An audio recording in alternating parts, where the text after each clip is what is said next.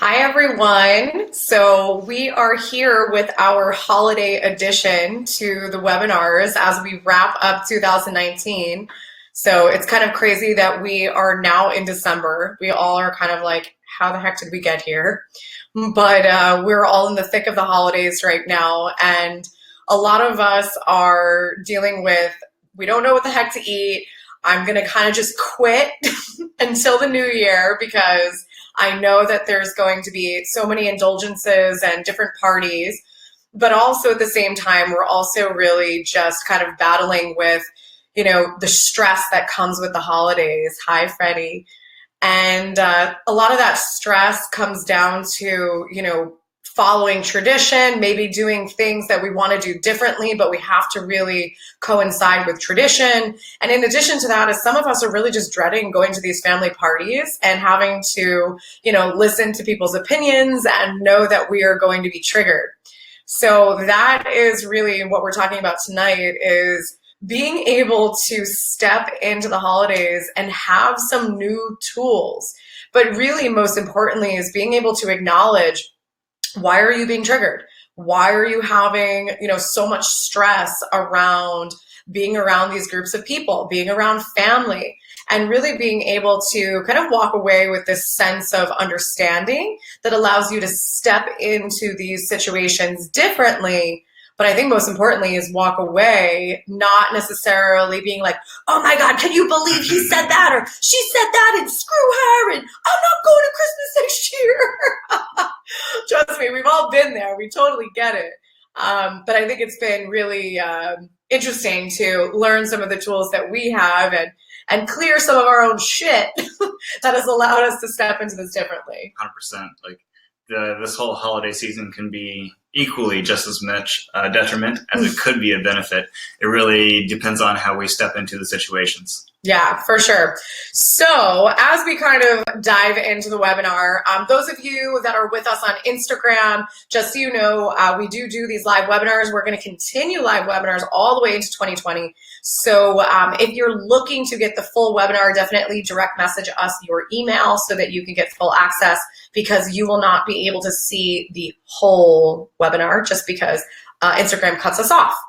But our biggest thing tonight is we want to really focus on how to deal with your family during the holidays, number one, and also why are you being so triggered by either family, friends, coworkers, etc. So obviously the things we talk about tonight really is not necessarily just about the holidays. It really can transfer into life in general. But I know that this season is particularly more stressful for everyone. And there's a lot of emotions that come up, and especially if there's family members that we have lost and we're feeling just really, sad about them not being part of those holidays. So we really want to shed light on all different aspects, not necessarily just about being triggered by family members as well. So just about, Dr. Nick and myself, for me, we obviously work together and we're working with a variety of different people. But really, I'm just so excited that Dr. Nick has done some really elaborate training to bring a different aspect to our business. And that aspect was really being able to help people more with different emotional adversities that they've gone through in the past, or different traumas that they've been through. But in addition is the story that we've created about why don't we want to go to the holiday party, the story that we've created of why we have to eat the cheesecake, the story that we've created about how our sister-in-law is the biggest pain in the ass, or the story as to, who's going to say what about how you're raising your kids and all the rest. So I'll let him kind of talk a little bit more about that and why we have set out since day one to do things differently and bring a different, a different outlook on healthcare, essentially. Well, foundationally, when you look at it, the definition of insanity is doing the same thing and expecting a different result. Mm-hmm. And that's literally looking at the history of IWG when we started. We first started really just, for the most part, physical and biochemical. And we found out that we could get some awesome results, but in the short term and the long term, when we look at that, we were missing so many aspects that really make up who we are. And ignoring that would have been a disservice to not only our philosophy on really trying to not only help ourselves, but also to be able to help everybody that walks into our office. So we dug deeper and we looked at the entire person, the physical, the chemical, the emotional, the energetic, as well as even aspects of the spiritual. And tonight, the most part of it is going to be on that emotional, mental aspect, which is really one of the things that really drives me the most, with understanding that. And it's really understanding that our triggers, our voids, the things that really sets us off is really an opportunity to step into ourselves, bring those imbalances back into balance that we're going to talk so much about tonight, and step into just a better version of you so that you can actually have a better relationship with everyone else. You know, so many times through the holidays, the biggest thing is we go into it and we're already on high alert. Yeah. And when somebody says that wrong thing, we're trying to fix them, even though we should be looking deeper within ourselves. Well, I think that a lot of us don't realize that we can be in the driver's seat when it comes to, you know, some of the interactions that we have. And, you know, we'll talk more about like the components of this, but I remember just like in my family dynamic being so reactive, and, you know, especially because of my background. And, you know, when I was in school, I was learning all these new things, and I was learning about like, oh my gosh, like deodorant is toxic and the food is toxic and margarine kills you. And I was learning all these things, and I thought that everybody should know. And I thought that everybody, you know, wanted to be well, and that, you know, if they found out that margarine is going to, you know, hurt their health, then, oh my gosh, they were willing to throw it out. And I remember like vomiting this information onto people, especially my family. Better yet, my mom was obsessed with margarine, by the way. And we had approximately 10, not cases, but 10 packs of it that contained about 4 sticks in each. And I threw them all, margarine, yes.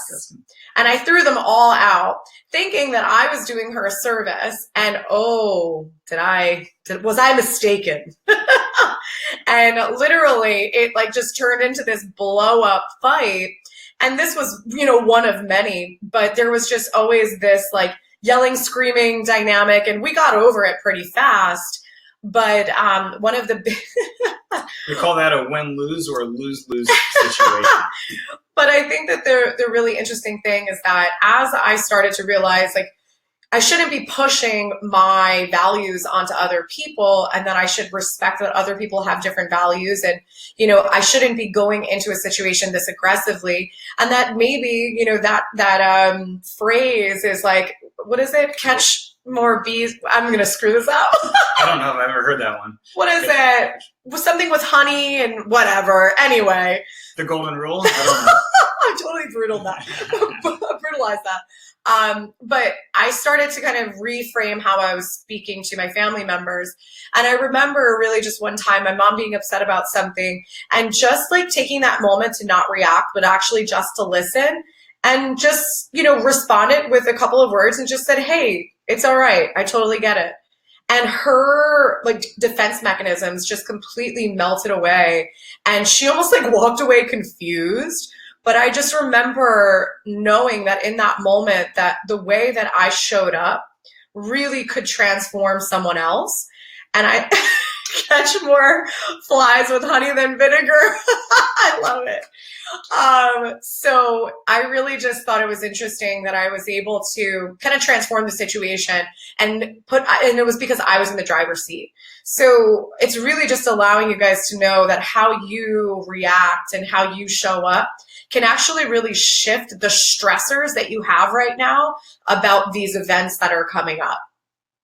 But before we get into that, you know, just for myself, I work with a variety of different patients, and I work with a lot of mystery cases. But because I'm working with patients that have been everywhere and done everything, and they haven't necessarily been able to get where they want to be, that's really why we dig in and we ask better questions about, you know, do they hate their boss? Do they hate their spouse? Like, do they not get excited about waking up to go to the job that they do every day? You know, do they have all of these external stressors from an emotional perspective. Like, do they still live with shame because they didn't meet their parents' expectation? Like, there's so many things that we're walking around holding, and we really worked hard in order to provide some type of way to really help people with this, emotional baggage that they're walking around with. And it's really Dr. Nick that's been able to not just learn one of the methods that he does called the DeMartini method, but we've also fused in things like neurofeedback and supplementation and a variety of different things to help people with these, with the emotional roller coaster, I should say. Well, I mean, when you think about it, it's like our limbic system is in the brain, in the middle of the brain. And when I first started, even with chiropractic, I was mainly actually interested in the nervous system, mainly from having so many concussions. And I thought if I could gain really a good handle on understanding how the nervous system works and how to maximize that, I would not only be able to help heal myself from my post-concussion syndrome issues, but I mean, the nervous system controls everything. Everything is processed through the nervous system. Even all of our energy affects our nervous system. So if I could figure out how to maximize that, it would just be amazing. And then I quickly found out that, wow, our limbic system actually has a huge handle and control over our brain, almost more than anything. Can catch more bees with honey. And understanding that really led me into the direction of really diving deep. I've learned so many different techniques on the mental emotional aspect. Some great short-term techniques that if you're in a hard crunch and a time crunch can diffuse a lot of that, but aren't really sustainable. And then some other techniques that maybe will take a little longer, but are sustainable and will keep your perception and you in balance with those issues throughout the rest of your life. Well, and I think for the two of us, like the reason why we even got into this and when we started really acknowledging the emotional piece, it was for different reasons. But I know for myself, the biggest thing that I've learned over time is that just because time has passed doesn't necessarily mean that you are not holding space for the things that you have dealt with in your past. So when I was young, I definitely had a lot of anger, if anything, my testing revealed that I had rage. But it was really just based off of, different life experiences, different, a dynamic with my family, etc. And I felt that because I moved away and time has passed that I let go of all of those things and they were not part of me anymore. And there was no possible way that they were actually affecting me. And once you hit plateaus with your healing process and you're kind of like, what the heck? I'm doing all the right things. I'm smoothieing, juicing, supplementing. Like, what the heck else do I need to do? And when you start to do better testing and you dig deeper, then you can acknowledge that, hey, maybe this is part of my puzzle. And maybe I don't feel angry in the moment, but it's when those triggers come up and you have that reaction to someone or something, and almost like your friends or even your spouse is like, whoa, like where the heck did that come from? And you're just like, ooh, there's my childhood issues. Yeah, they're still there. So it's very, very interesting because we all know that experience that you kind of are like, whoa, I really reacted in that moment. And you're almost like, where did that come from? Or I thought I would resolve that, or I'm not an angry person, all the things we say to ourselves, but it's really just a reflection of our unresolved bullshit. So tonight's all about teaching and showing better ways to act, which comes from a conscious decision from the prefrontal cortex instead of reacting emotionally from the limbic system. So I know that we are about 15 past 7. So give us the next 15, 20 minutes of your undivided attention. And we will give you some awesome tools to walk into your holiday parties and family events with. But first and foremost, the disclaimer that I think is the most important is that I want you guys to know that this is not your fault. If you are constantly getting triggered by people around you, including your family, it is not your fault. If you feel out of control for the way that you're reacting, it is not your fault. If you feel deeply, deeply affected by your family's opinions or judgments, it is not your fault. And if you just feel so stressed about, the holidays in general, it's not your fault. So this is something that a lot of us have dealt with at some point in time, but it's about shifting the perception and having a better understanding of where these things are coming from, and then also some of the strategies that you can implement about them. So some of the specific things that we're going to talk about tonight that I'm going to let Nick really elaborate on, because this is really his specialty when it comes to working with some of our patients and helping them to work through this stuff, is first and foremost is establishing what the heck a trigger actually is. Like, what does that mean? Why are we triggered? What is an emotion? Like, really, what is that? What is that? Why do we have that type of response? And why is it such a debilitating response? What is a judgment? Why are we judging others? Why are we, so quick to push our opinion? And then why do we experience just all of these behaviors that tag along? So we're going to go more in, but I'm going to have you just dive in and give us the brief on all of these. The Cliff Notes? The Cliff Notes, please, okay. Mr. I'm going to go in depth right away. I know, it's hard not to. Love getting deep. So triggers, triggers can be, when you look at a trigger, it's usually either physical or emotional. So it's like one of my best friends growing up, if you put your finger on his forehead, he would literally punch you in the face because that was a trigger for him. And then I never really understood it. I'm like, and I would always mess with them, and every once in a while I get punched in the face. Iowa for you. One of the concussions maybe I got. And then the other one is actually emotionally being triggered. So, that was an emotional trigger, but it was coming from a physical response. Sometimes, for the most part, all triggers come from an emotion, a perception being imbalanced. So I'm guessing, I never actually have talked with them, but with my friend, that when you tap on his forehead, I would assume that either... I was just like, wait! I'm like, I have the same trigger. Luckily you don't. But a lot of our emotions being imbalanced come from previous perceptions. So I would assume that whether it was an older brother, an older friend, and maybe a parent, that somebody would mess with them and tap his forehead. And there was no resolution with that, so that created a trigger. At the same time, we can become triggered if somebody, like one of your triggers in the past was when people would literally look at the bills and go through, because your values were really based and determined on just having a good time, having proper, deep, quality communication, and it wasn't on nickel and diming to increase wealth in that way. But don't you think, like, the trigger with the person with the tapping on the head, there had to have been a strong emotional tie there. So if that was like he was being bullied, or there was some type of shame, or don't you feel that there's like usually some type of emotional attachment to it? Just knowing my friend, 100% there was an emotional attachment. I would assume that it came from one of two ways. It probably came from either his dad or a football coach. And with that, it's like a football coach coming up, like, don't be stupid, you're better than this, catch the ball, like all these things. And same thing with the dad, it's like he was a very amazing athlete, but he was always pushed to be better and better and better.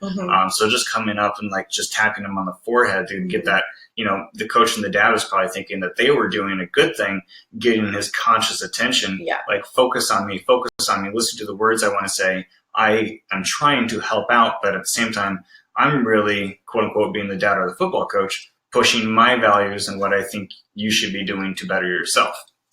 And I think, too, something interesting about this is that when you stimulate various senses, so if you are someone who is, you're having this type of, say, a bullying type of reaction, and then there is also like a physical touch, and then there's a verbal piece, that is also affecting the brain in quite a few different ways. So this is kind of embedding, or creating these pathways in there's various connections, let's put it that way, opposed to it just being heard verbally, or just being, physical abuse. When you have the combination, it can definitely be stronger. When even thinking about triggers, when we look at triggers, it's a sensory input that we're having an emotional response about. So even at the holiday times, thinking about it, it could be the incense of really like all this Christmas. It was like, they called it Christmas scent. It's a little like pine trees and who knows what, chemicals. But But with that, that could create a trigger because let's say we got in a huge blow up fight that never got resolved, and that was the smell that was around. So we go all year without smelling that. Boom! Now it's holiday season. I'm smelling that, and I'm just unconsciously. I don't even know why I'm pissed. So that's a trigger. That's a trigger through the olfactory sense, through our smell. Next up, it's looking like what is an emotion. So emotions are literally your worst or your best friend. Emotions, we all is a response coming back as just a feedback mechanism of a response telling us the quality of our relationship with everything and anything. So that's foundationally all an emotion is. It's just a feedback mechanism to allow us to know our relationship with something. If we think something's bad, if we think something's good, if something's going to be painful, if something's going to be pleasurable, that's what an emotion is. And then there's varying degrees of emotion. I like to say that the degrees of emotion are literally like temperature. You know, it's like we call things hot and cold, but from what point? So our body is roughly 98.6 degrees. Anything hotter than that, we're going to say from our perception that that's hot. Anything colder than that, we're going to think that it's cold. So emotions are the same thing. It's like we all have a specific balance point on our relationship with something, and anything above that balance point, we're going to say is pleasurable or good, and anything below that, we're going to say is painful or bad. But isn't this based off of programming at the same time of like, what are the societal norms? So it's like if you lose a loved one, if you weren't to grieve, then there would be judgment based off of like, what's wrong with you? You should grieve. You lost something. But then if you grieve too much, then it's like, oh gosh, this is so painful. Like, I think that there's also a lot of the programming of what is supposed to be right, wrong, normal, not normal, really impacts the way that we have emotions. So, disagreeing with you. Okay. This is why, because other people might be thinking this. Disagreeing with you. So, emotions are all based, we have an emotional reaction based off our values. So, our values can come partially from society and how we're brought up, but what you're really talking about was the next thing is judgments. Because that's societal judgments. Because you can literally neutralize and collapse grief. Sounds crazy. We can talk about this more later. You can collapse grief somewhere between a 2 and a 4 hour window. Completely neutralized, will never come back. No, it sounds freaking crazy. DM, but it works. We'll talk about it. But judgment is the after part. Is if you're not grieving, it's like you just lost your husband, or you just lost your best friend, like you just lost your brother. How are you not grieving for them? That's societal judgment. Or societal judgment is, I can't believe you're driving that nice car, or I can't believe you spent that much money on this. Or societal judgment is, you know, how can you be friends with them? Like they're a nobody. Or the best of all judgment these days that I deal with so much is I'm comparing myself to social media, that this person's life is perfect and they have so many followers and they have blah, blah, blah, blah, blah. And it's just a judgment on a snippet of time that's also filtered. And I want to actually make a side note about that, because obviously there are people here that are engaging with us on social media, and social media it's such an amazing platform, but we have to really know our boundaries and leverage it properly, because I've actually connected with people all over the world in similar professions with similar interests. I've made amazing business relationships with people on social media that I would have never known in a million years. And like some of these friendships are some of my best friendships. So there's a lot of good that comes out of social media. But at the same time, what Dr. Nick was just saying is that we both lived in California for a period of time.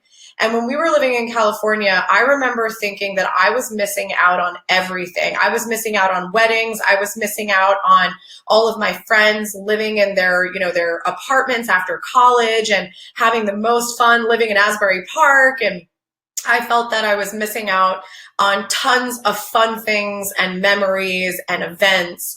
And it was very interesting to me, because when I came back and we moved back to New Jersey, I remember thinking like, oh my gosh, I can't wait to be part of all these cool things.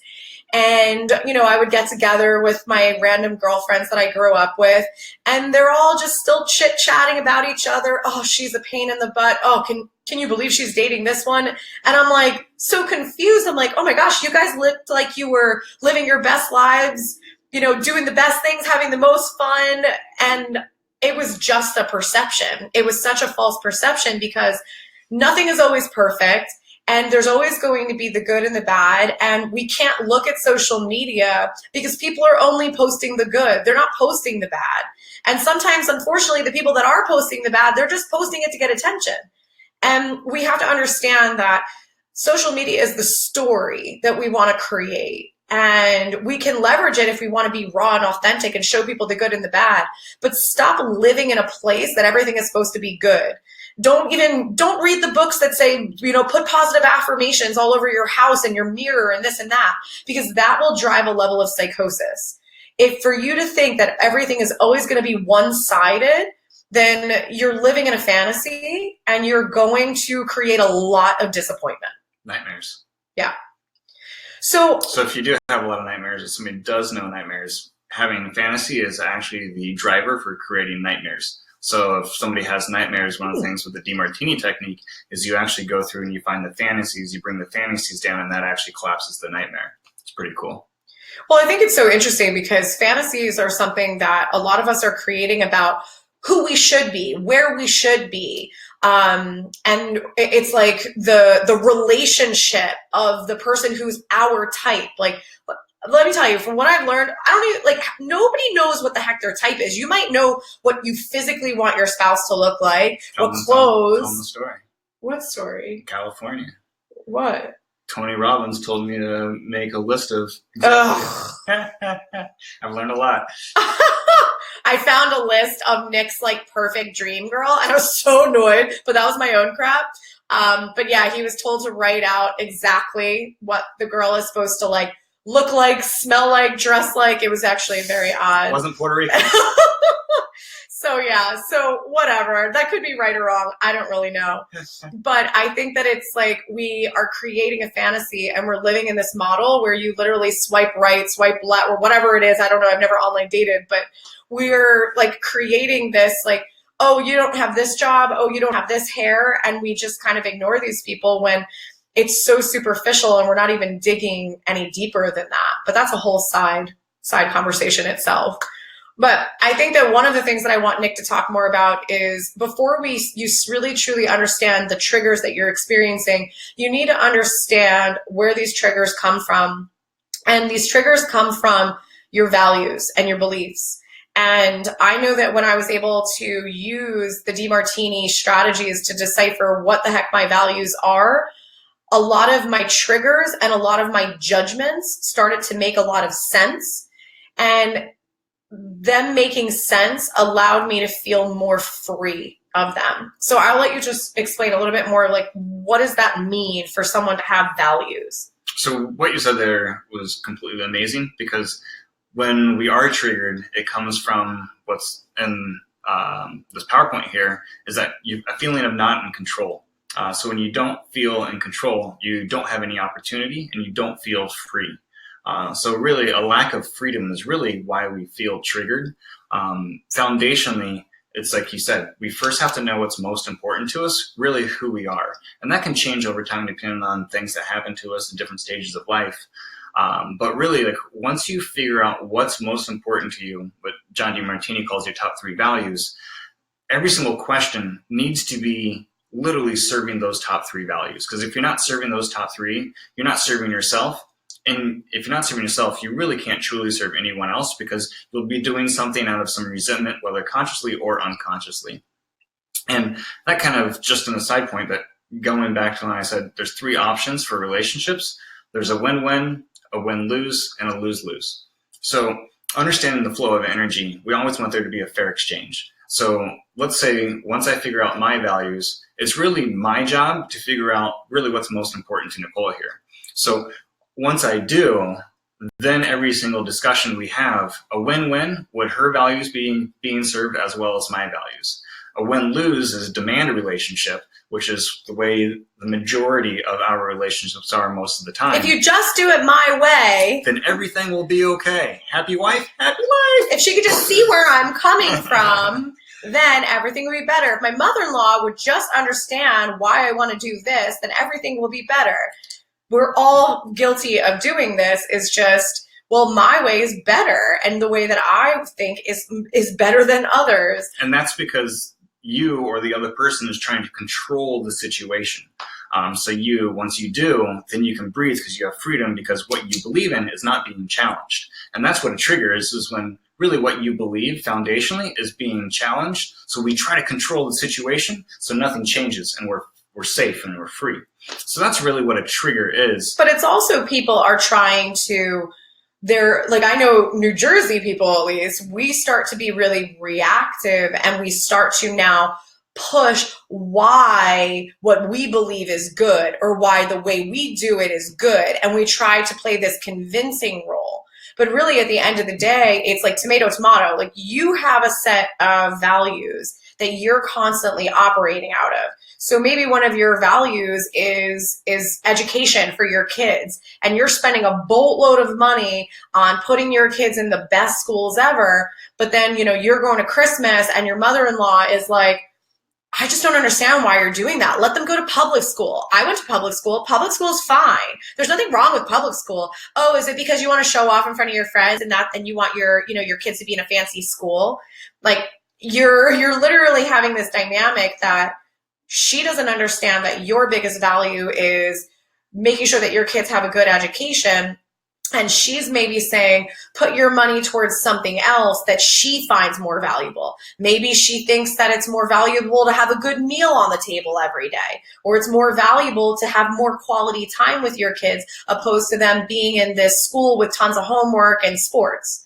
So it's really understanding that you're operating out of two different value systems, and then you're expecting, by the time you're expecting each other or expecting to understand each other, there's already emotions heightened, and we're already on the defense, and we're trying to control the situation.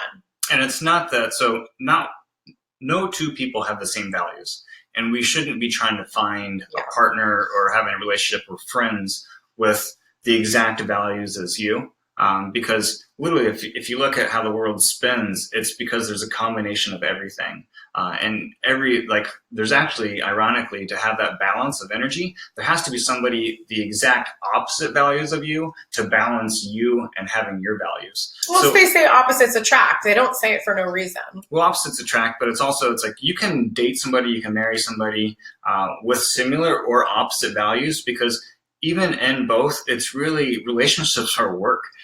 Whether it's a relationship at a family party, or a relationship as a spouse, or even a relationship as a kid with a son or daughter, it's those relationships take work, and that's what love is. Love is actually putting the work and energy into having that fair exchange. That's all love is a balance, gratitude, a balance, seeing both the benefits and the drawbacks. But that's the difference between a victim and a master. So victims are reactive. They think that they're not in control, and they're really honestly not, because the scenario is actually controlling them, and therefore they're reacting. Where the master actually sees the balance, and that energy's really not overly positive or negative. There's not more benefits than drawbacks, or more drawbacks than benefits. Is that the energy is always just moving in transformation, and understanding that the master can utilize whatever happens, seeing both sides, to serve themselves instead of actually being controlled by the situation in itself. So understanding that, number 3 on myth number 1 is stay grounded. One of my favorite things to stay grounded and take yourself out of this limbic system overdrive is a quick question. Well, this is interesting. So when you state a question, that takes us out of the overdrive limbic emotional system of the brain and forces that energy to go into the prefrontal cortex, which is our decision making. That's why all these young kids, especially males, we develop our frontal limbic, or our frontal brain, slower, so we can never make good decisions. Great excuse. I'm still trying to develop my prefrontal cortex, so I still sometimes make bad decisions. I don't even know what the hell I'm talking about. But when we do that, we drive the energy into our frontal brain so that we can actually make a more conscious, grounded decision. And then what I always like to go from there, once we're out of that, is saying, all right, well, where is this emotion coming from? And a lot of it is either coming from the past or the present, or sorry, the past or the future. So when we look at the future, it's all more fear-driven. The past, when we look at it, is usually more guilt and shame. The very cool aspect is that we can actually simplify and condense these so that it doesn't have to magnify and be so huge and hairy and dark and scary. When it comes to fear, we only fear two things. Sounds crazy, but when you look at the animalistic nature, it's like we're always trying to avoid pain and seek pleasure. So when it comes to fear, it's like we're really fearing of gaining pain or losing pleasure. One of those two things. Once you can take that fear and put it in one of those two categories, then it's actually pretty simple to do something about it, because we really know, is it more of pain or is it more of pleasure that we're fearing? And then going back in the past, is it, guilt, shame, sometimes grief can be with that. And then once we can handle that, we can bring that into balance and move forward as well. So it's really about like gaining knowledge, making quality decisions and questions so that we can have quality answers following that, and then setting an intention and taking action.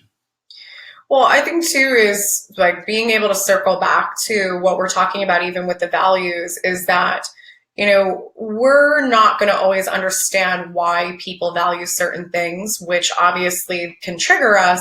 But I think that the biggest thing is that what I've realized over time is that most of the time people are operating out of their own voids. So like, I'll give you a simple example is my grandmother grew up in the Great Depression, and, one of her biggest values was family, quality time, having food on the table. So she had very little money, but she spent all of her money on those things. Like, that was the absolute most important. So she was very loud Italian woman, and she was very quick to judge if people, spent their money in different ways or didn't, spend time with their family. But, she was really just operating out of the experiences that she had in her life. I do feel that, that kind of trickled down into, even myself, with having a big value on quality time with loved ones. And with that, it's not that, every family party has been the most amazing thing, or holidays were always, super enjoyable. But like Nick was saying earlier, is that one of the specific things that I remember judging, pretty tremendously, was when we would go out to dinner and there would be someone at the table that was like nickel and diming the bill, saying like, oh, I'm only going to pay my, 25 and 23 cents. And just kind of like the rest of us would just be like, split it, who cares, it's fine. And it's really because there was a portion of my friends that also had the same value. We all valued getting together, spending time with each other, and we didn't feel that we could have put a price on that. So we would judge the person that was, like nickel and diming the bill, thinking that like, oh my gosh, what's wrong with them? Who acts like that? When really at the end of the day, this was a person that, I'm sure they enjoyed quality time, but really at the end of the day, they really valued wealth. They valued having more money in their bank account. And maybe that was because their parents didn't pay for them to go to college, and they valued having money in the bank so that they could have a college fund for their kids. You never really know why people are operating in the way that they do. A lot of times, especially with family, when they are, giving you a hard time or saying, why are you doing that? Why are you doing that? It might sound crazy, but a lot of times they're doing it out of a place of love, because they are wanting something better for you. And I'm just really saying this because that's what they presume to be better. Don't get me wrong. There are obviously people that are just malicious and being a pain in the ass. I'd say very rarely, though. It's the same thing when my parents thought I was being aggressive and malicious and throwing all their food out, because I was really just doing that because I was like, I don't want you guys to get sick from eating all this crap or using, deodorant with aluminum and everything else. So I was doing it out of a place of love, but I was just doing it in a bit of aggressive way. And that's, honestly, it's like one of the best things also to take away is that a part of what I'm saying right now, I wouldn't agree with. Like, if you're listening to this, like, I'm probably wrong. But it's honestly, it's like when you listen to somebody, they can only give advice up to the amount of knowledge that they have, yes. Knowledge and wisdom. So it's like partially, it's like I'm smart, but I'm not compared to some other people about certain things. So it's like listen and learn Yeah. as much as you can, and then take that and have that knowledge to be able to compare that to what you know and what really resonates with you, and then use that. Like, don't listen to everything we say and don't listen to everything your friends say. It's like, Yeah. but once you can look at it through those eyes of perception, it's like you don't have to be triggered because they're actually trying to come. Like we're sitting here after work trying to just educate out of love. And it might not look like that over the holidays, but a lot of times people are doing the same thing. It's just our perception because we're already on high alert. It's like we're thinking that you're coming at me instead of actually trying to just help, which may be beneficial or may not be beneficial in terms of what's really congruent with you. Well, I think what you just said in the beginning was really significant because most people have a limited skill set. So if you think that you're going to show up to Christmas and that the one family member that is always being a pain in the ass or giving you a hard time or pushing judgment, if you think that they're going to magically not do that anymore and everything's going to be better, chances are that's not going to happen because not many people are necessarily tapping into, what are my values? How can I do better? How can I be better? Or how can I show up differently? Again, most people are just thinking like, well, I'm right and this is the way it should be and everybody should think this way. So for you, when it comes to how you show up and how you react, is the only thing that you can really be in control of is yourself. And if you choose to acknowledge that you have a set of values and everybody else has something different, and you kind of take that moment to say to yourself, oh, that's interesting that you said that, and you really process where that might be coming from, it's so unbelievably freeing when you're just like, oh, all right, she's just doing that because she grew up that way and this is what she values, and I get it, I see it. It doesn't mean you have to agree, but it just allows you to, step back and be like, this is really not even about me. It might be coming towards me, but it's really not about me. And, I'm sure she's doing this with good intent, but I'm just going to choose to do me and not react. And that's the best you can do. So I'd like to come at this two different ways. The first, honestly, jumping off of what Matt said, is that your subconscious mind is your default program.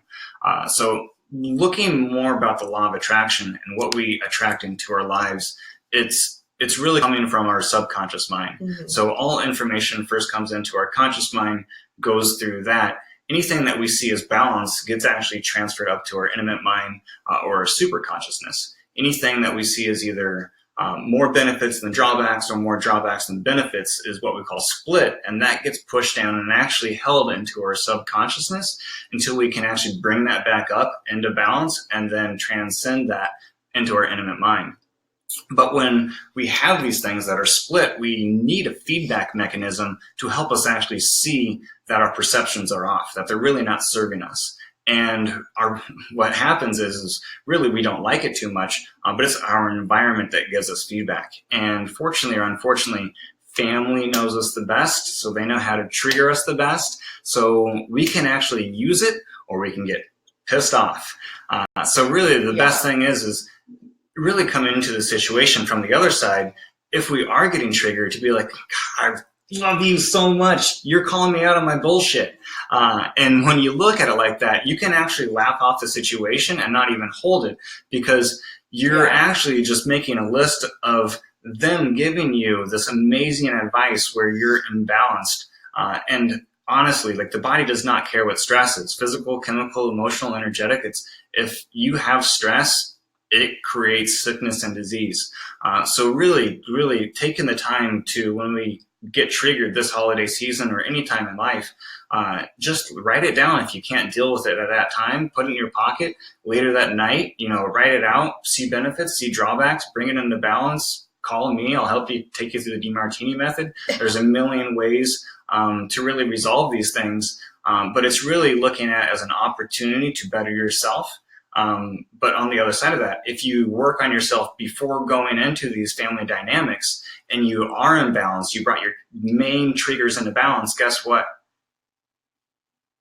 That bully's not going to show up because there's nothing to bully.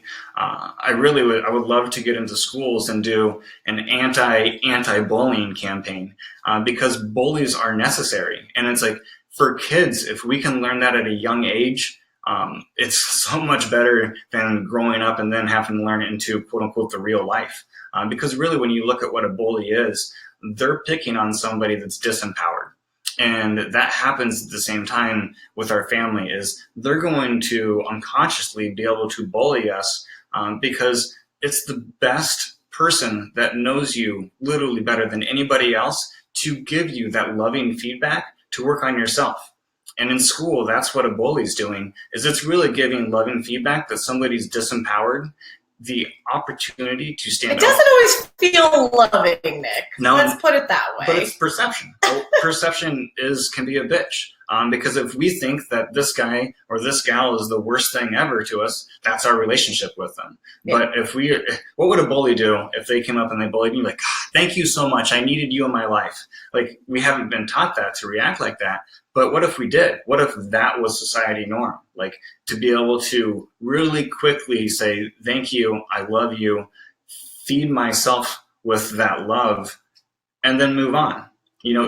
Really quickly, we're all going to grow, to love ourselves, become more balanced, new level, new devil. Like, we're always going to have a challenge. But at the same time, that bully's going to have a chance to be able to bring themselves down. And if not, they're going to just transfer energy over to somebody else that actually needs their services. Yeah. It's crazy to look at it like that, I know. But like I said when we first started this, is that insanity is doing the same thing over and over and over and expecting a different result. And we can literally see that in many different forms today, this shit is not working well. So we need to look at it through a different perception to be able to start serving ourselves to a greater capacity. Well, and I think that just something to make sense of all of this as well is that, I remember like one of the common themes with holidays was, little wine goes down and then all of a sudden there is like a lot of the underlying unresolved things that are coming. How I really think. Unresolved things that are coming to the surface. But, for myself, there was definitely a lot of resentment towards my parents in the event that I was living in California and I was kind of on my own and they weren't very involved with, what I was doing, and I wasn't very supported in many ways. Financially was definitely one. And then when things would come up from a financial perspective that, and it was definitely me being irresponsible with money. And it was easy to say, it's your fault, you did this, and you didn't care, you didn't help me, you didn't take care of me. And these were things that, ended up blowing up into these, these arguments and whatnot. But really at the end of the day, it's just, there was a perception that I had about them not caring and not supporting me. But really at the end of the day, it was something that was helping me tremendously in my life. And I wasn't a victim of what they were doing. I was gaining so many life skills and independence and learning how to take care of myself. And, they were helping me and taking care of me, but they weren't taking care of me in the way that I felt that they should at that time. So I think it's just really important to kind of understand, like what Nick's saying, is that when certain things come up between family members, a lot of what's coming up is to open your eyes to the shit that you haven't resolved. And maybe it's the shit you haven't resolved within yourself, or maybe it's the shit you haven't resolved with your family. Because we're sitting back thinking that we are victims of certain scenarios, or we're a victim that, they abandoned us, or they didn't give us enough support, or they didn't love us the way that we thought that they should, or they didn't love us the way that my best friend's mom loved him. Like, we're always doing this comparison game, and then we're creating these perceptions around what it should be. And you have to understand that everybody shares and experiences love differently. A great book is, was it Emmanuel, The 5 Languages of Love? I forget the exact author's name. But 5 Languages of Love really shows that we all want to Yeah. receive as well as give love differently. Mhm. And that also plays a part in your values. So I know we've talked in past podcasts that, yeah, a business person may be showing love by making a lot of money to support a family, and the other spouse may be staying at home, and they can each judge each other because they're not seeing through the other person's eyes as that equally they're both doing not only serving themselves, but also serving their family through a different means of energy, different form, but it's the same love. But how significant is what you just said for the holidays? Like, how many, maybe dads are working their butts off all holiday season, and then, they're working maybe the early day on Christmas Eve, and then, barely making it to dinner, but they bought the best gifts. And then mom saying, oh, great, you bought all these gifts, but who cares? You can't even spend time with your family and your kids.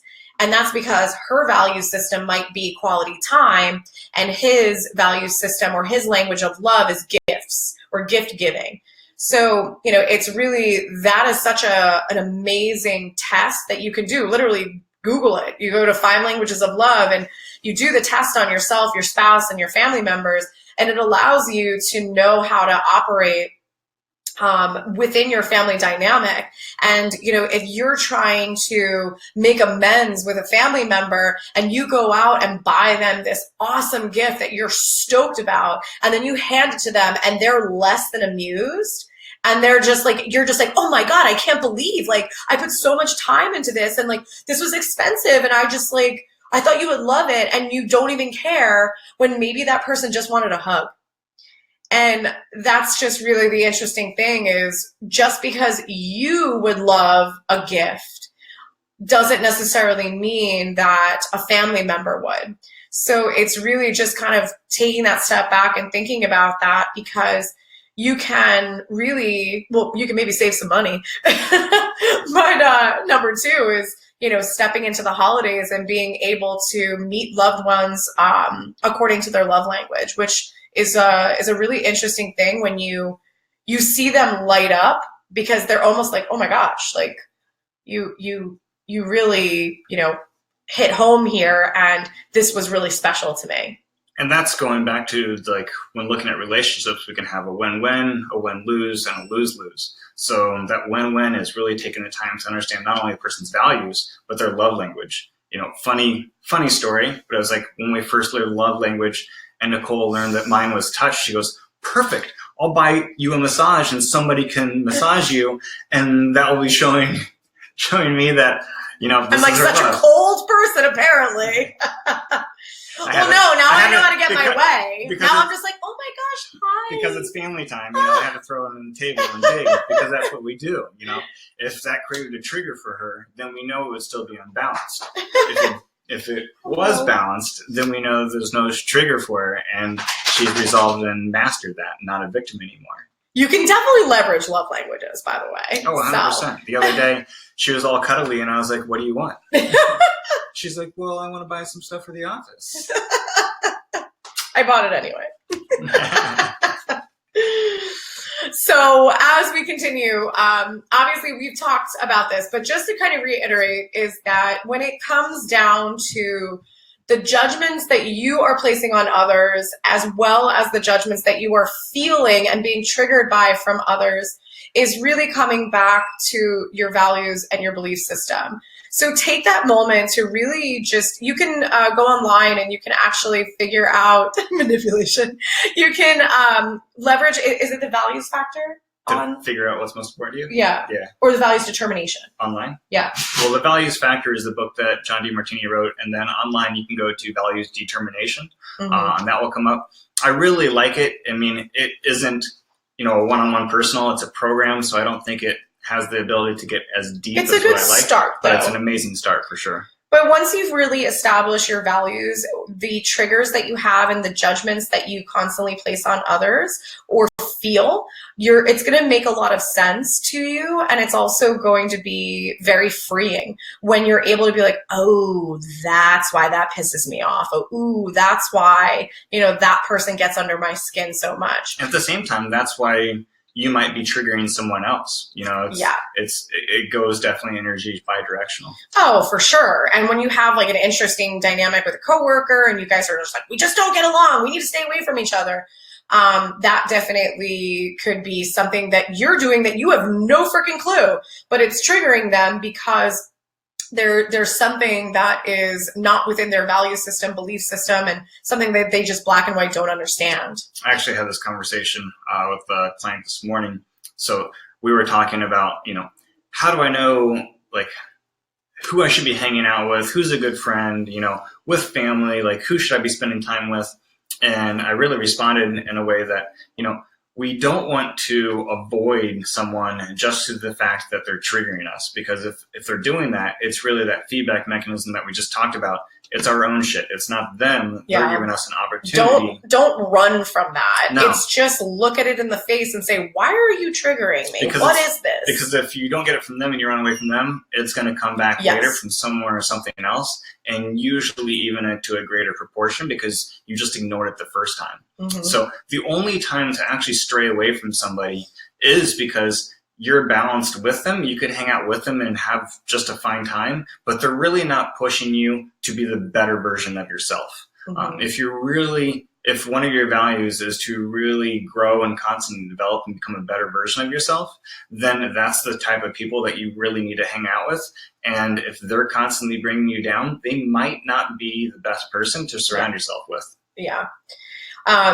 Just even an interesting example about this is that, there was some recent conversations that I had, and a specific person was dealing with a lot of obstacles and challenges in her life that were really just like screaming in her face for her to stand up for herself and for her to speak up. And she repeatedly did not do that. And it got so extreme to the point that her husband was cheating on her for a long period of time. And it was like this unspoken thing, even though they both knew what was going on. And, I kind of asked, I said, do you think that this is continuing to happen? Because it's almost like screaming at you, or he's, almost screaming at you to say, call me out, like stand up for yourself. And, obviously this is just something that I just was able to look back, or I guess take a step back from. And it's not to validate what's right and wrong, but it's more so just, this is a person that could easily just say divorce, run away, goodbye. Or, if she does stand up for herself, she might completely change the trajectory of her life, because it's going to recreate in some other form. So it's just very interesting, the kind of the slaps in the face that we get from our surroundings.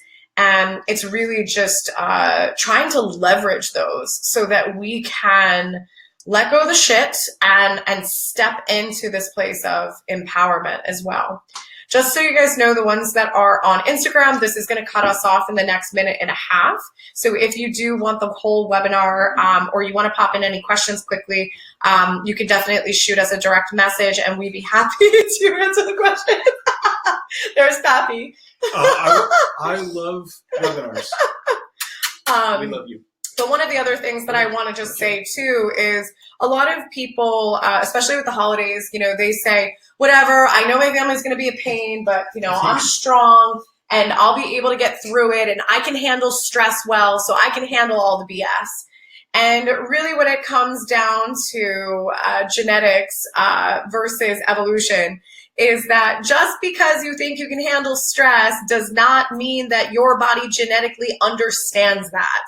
When your body is dealing with stress, it is literally producing hormones, stress hormones in particular. And doggies are the best to deal with stress. He's crazy right now. So just because you think you can handle it doesn't necessarily mean you're not having an actual physical stress response. So it's really, really important to not just take the family dynamic and take all the stress and stuff it down and say, oh, thank God the holidays are over. I'm good now.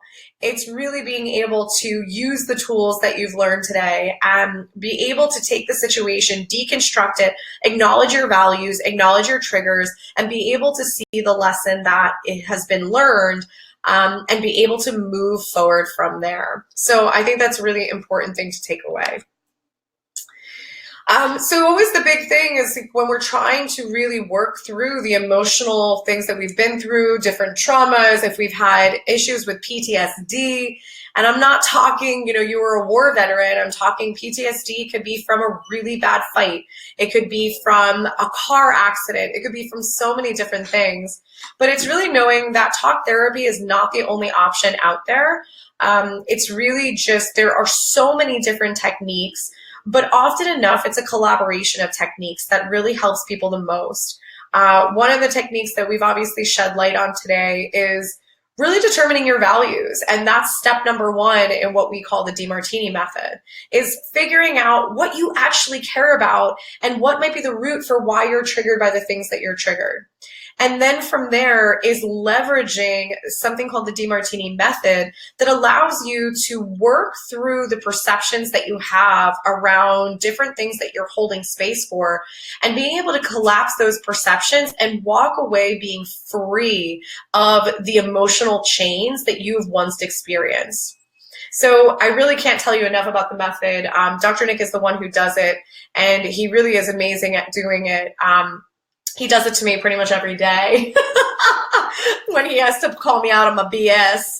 But it's definitely something that has been life-changing for many, many of our patients, patients that have been able to let go of years of baggage and step into a new version of themselves that I don't think that they really thought was possible. No, 100%. It literally takes the Pappy's really trying to be part of this. He's like, I want dinner.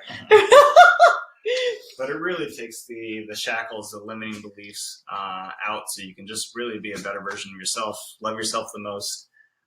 And not be triggered. I think that's huge. Like, how many people spend the majority of their day, really just dealing or giving energy to their triggers. So outside of the DeMartini method, sometimes when it comes to these long-standing experiences, traumas, or even different types of PTSD patterns, sometimes you actually have to leverage different modalities to retrain the brain or allow the limbic system to heal. And that's one of the reasons why we use something called neurofeedback, which the PTSD protocol actually leverages a specific program in the neurofeedback. So these are different methods that really help to balance out these really strong pathways that have been created around the different traumas or events that you've dealt with. And also even outside of these more tactile, neurological types of therapies. Can I see a little bit about neurofeedback? Yeah, sure. So like with the neurofeedback and tying that together with emotional stresses, it's like riding a bike, you do it more and more. And that neuroplasticity, the connection between your brain and your body, gets stronger and stronger and stronger. So the more we actually play the story that's not true and not serving ourselves, more and more and more, it becomes stronger and stronger and stronger. And in neuroscience, we always talk about neurons that fire together, wire together. Mm-hmm. So the more we do something, the stronger it gets. And it actually grabs onto other brain cells, other neurons around it, to pretty much grow the collection that creates that fire, that stronger firing. So what happens is you can bring something into balance through the DeMartini method. But if that story's been running for so long, we may need to do some actual physical work as well. And that's where the neurofeedback is amazing, because even just like neurological Lyme and a lot of other stress, you can pretty much take the bacteria out of the body. You can take the emotion, quote unquote, out of the body, but you still may need to do some actual physical reprogramming. And this is where neurofeedback is just amazing. Yeah. And on the same token is that One of the previous webinars that we did, which is definitely very fascinating if you're someone that has been really struggling with emotional ups and downs, but it's understanding that these emotions can actually manifest in physical tissue, but also they can create blockages in your energetic system, which is known as the meridian system. So the thing is that some people listening are like, what the heck's a meridian? That's woo woo. But really, the funny thing is that acupuncture is the most commonly accepted alternative therapy, even covered by insurance, and that is a meridian-based therapy. Literally, they put needles in your meridians to clear blockages, and sometimes those blockages are emotional. So that's when you hear about people that they get acupuncture and they started crying hysterically, or they felt angry within the moment after the needles went in. Everybody has a different experience, but it's really leveraging different types of therapies or even technologies. Like acupuncture could be a great modality to clear out emotional baggage that's in your body or in your energetic system.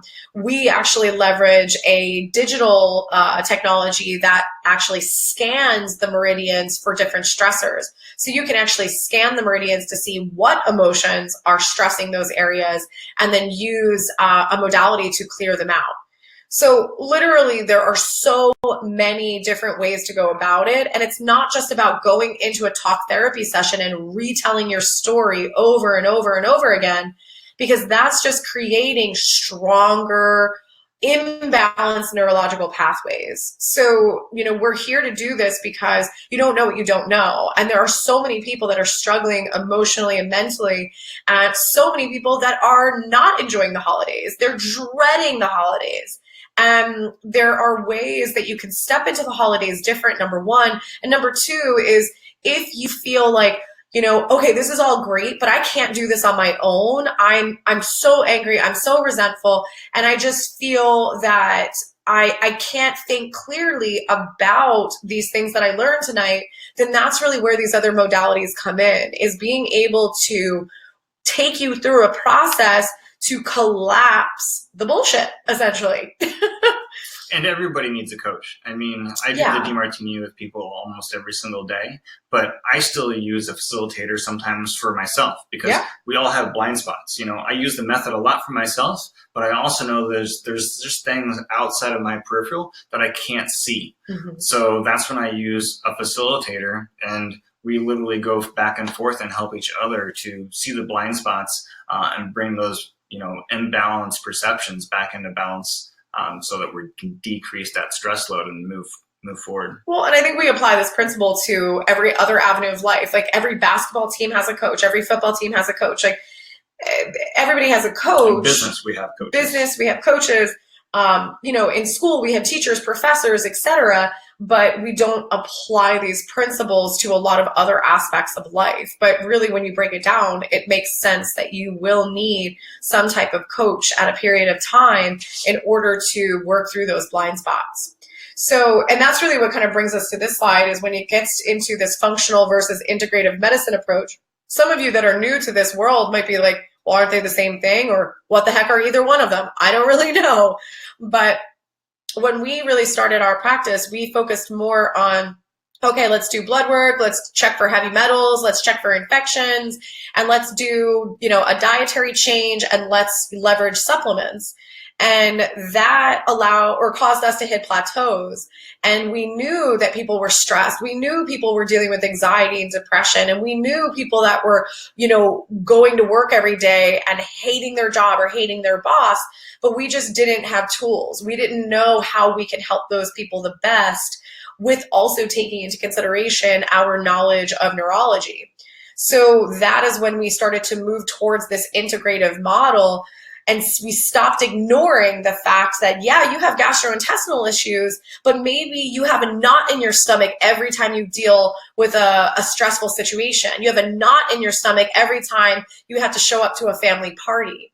So we can't sit here and be like, we're going to throw supplements and an elimination diet at that. This is more so, we need to figure out what is that emotional trigger that is happening. Gluten's not causing my rage. Maybe, who knows?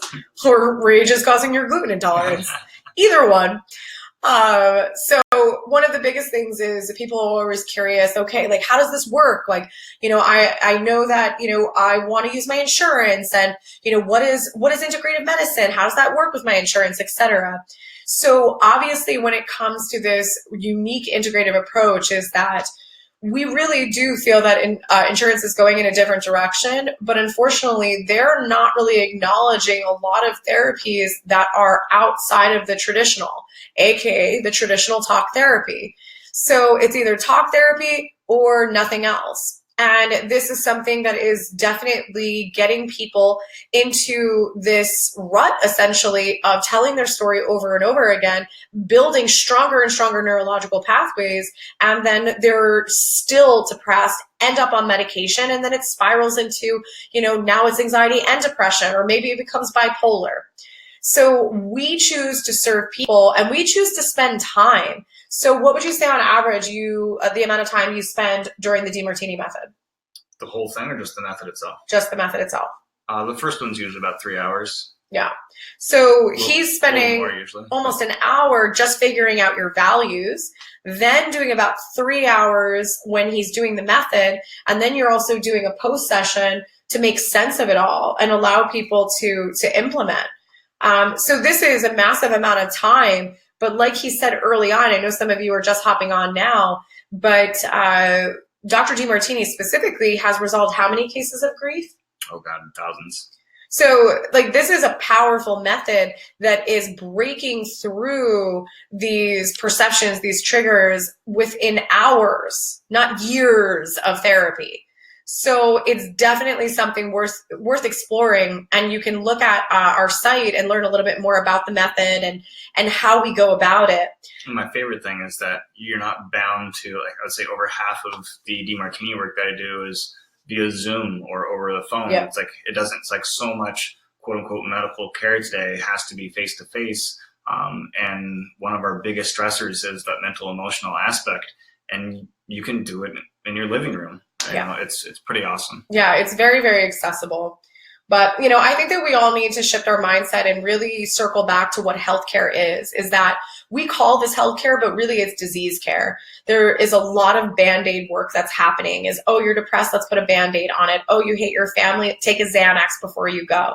And really, that's not healthcare at all. We're just covering up symptoms left and right, and nobody is giving us tools. Nobody is giving us strategies. Nobody is giving us solutions, long-lasting solutions. And that's really where we are trying to do things different, and we are literally trying to give a facelift to healthcare. So a big facelift, a huge facelift.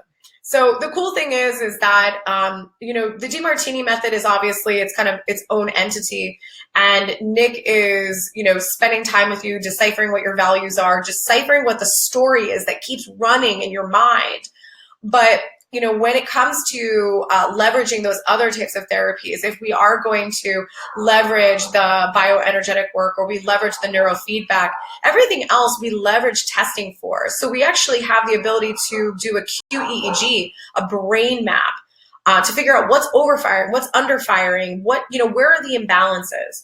So there is a lot of science. There is a lot of very, very specific testing that goes into the work that we do. And the really cool thing too is if you look at DiMartini on our site, or if you even look at it through DiMartini's site, is that the whole foundation of it is physics. Mm-hmm. And it's literally looking at the principles of physics and helping you understand how the method actually works. Sorry, I thought somebody was here. Oh, I was like, is he going to say something? So like Nick said, is that you could do this from a distance. Being long distance is absolutely no problem. If we are doing any other types of testing, a lot of our testing that we do is through a DNA sample. So that is actually just by simply sending us a hair sample, we have access to your DNA. But overall, with the DiMartini method just on its own, this is something that can be done through Zoom. So it's really amazing that you can access this really from anywhere in the world. And I've actually had the chat box open the entire time. So I'll give you guys the next few moments to throw in some questions if you have any. But I definitely hope that this was really informative and you have some tools, even if it's one tool as you step into the holiday season and, you're embarking on all these different parties, but, just take that step back and just, be able to hear people out and take that moment to really try to think about, what are their values? Why are they acting this way? Why do they have such a strong opinion about this, or this? And why am I being so triggered? And, how is what they're saying not in alignment with my values? And just being able to take the breath, stay grounded, stay calm, not be reactive, you will see a very, very significant shift in the people around you. Yeah, it's like my biggest thing is always getting yourself out of that limbic system, saying, wow, this is interesting, asking yourself that quality question, and then just compounding that. Continue, ask better quality questions so you can get better feedback. I would say going into family dynamics, the holidays, it's always good to go into a situation prepared for the worst, but hope for the best. So if you can make a list of some of the triggers that then just go through and look at maybe why you're being triggered, or look and see how that trigger is actually a benefit to you, and it's not just a drawback. Like, make a list of 50 benefits of something that you resent right now. And eventually, the biggest thing through the DeMartini method is that it's crazy. You end up being grateful for those resentments, and you utilize becoming the master. You take that and you serve yourself with it. Exactly. It's just even some of the things when you take the moment to take a step back and think about it, some of the things that I know that I perceived in my life as being negative or being bad or being traumatic is they all served their purpose to some capacity. And a lot of it shaped who I ended up becoming. And, these are things that you were usually not aware of because we're being driven by the emotion attached to it of, this was bad, or I'm a victim, or, this isn't fair. And when you're able to kind of let that go and reflect, you see that a lot of it served a purpose and actually had benefits as well as the drawbacks. So it's a very fascinating method, and I hope you guys enjoyed this. We have Grace coming at you next week, where she is going to talk all about Jennifer. It's actually done in both settings. So we do private, and then we also do group. After you do the initial session called the values determination, that's actually when you and Nick decide what makes the most sense. After you kind of dig in and you are able to really pinpoint what the major thing is that's going to be worked on, then sometimes it's a mutual decision that you end up doing private, but then there's still a lot of people that do group sessions as well. So don't feel that you have to commit to one or the other. You can definitely change once you do that initial session, which is cool. And understanding the DeMartini method, there's benefits and drawbacks of doing the group, and there's benefits and drawbacks of doing the one-on-one. With groups, it's amazing because you literally just go through and you're doing a lot of the work yourself, and when you get stuck, I'm jumping around and really helping you to see either more of the benefits and more of the drawbacks to keep that compounding effect so you can bring things into balance. On the private side of things, I have a little more fun with that one because you're able to cover a lot more ground. We collapse so much more in the same time period so that we don't follow just a systematic approach. Is that I'm really jumping around to best serve you, compounding.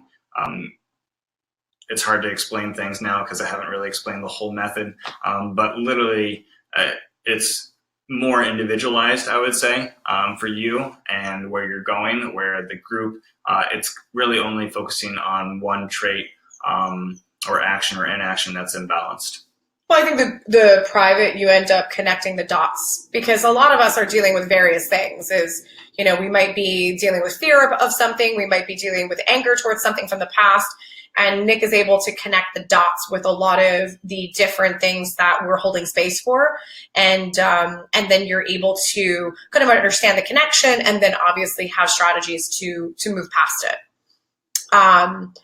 So again, guys, we thank you for being here. Next week, we are going to be talking all about how to not go off the deep end with food through the holiday season, because that's usually the other struggle, is giving you some awesome tools with our nutritionist Grace, and really being able to bust through that and walk away from the holidays not feeling like you need a 75-day cleanse.